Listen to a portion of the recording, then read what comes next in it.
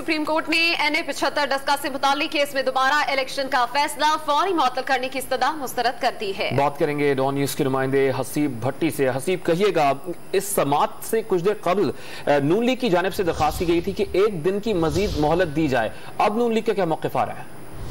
देखिए, उसके बाद फिर सलमान अकरम राजा ने कहा कि वो वीडियो लिंक के जरिए शरीक हो सकते हैं। तब अदालत ने उन्हें इसकी इजाजत दे दी। लेकिन आज फिर जो PTI के वकील हैं शहजाद, उन्होंने आज फिर अदालत से ये इस्तदा की कि जो फैसला है फौरी तौर पर इलेक्शन कमीशन का उसे मुअत्तल किया जाए। इस पर जस्टिस उमर अता बंदियाल ने ये रिमार्क्स दिए कि दोबारा इलेक्शन का हुक्म मुअत्तल कर भी दें तो कुछ नहीं होगा।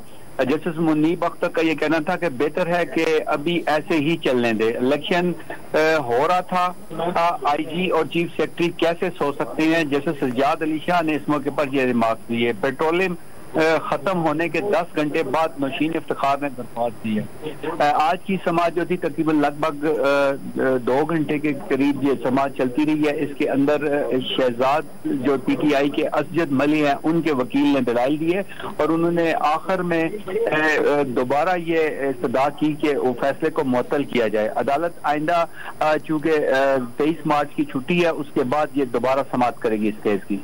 जी, बहुत शुक्रिया हसीब भट्टी, समाअत की कार्रवाई से मुतालिक डिटेल से आगाह कर रहे थे।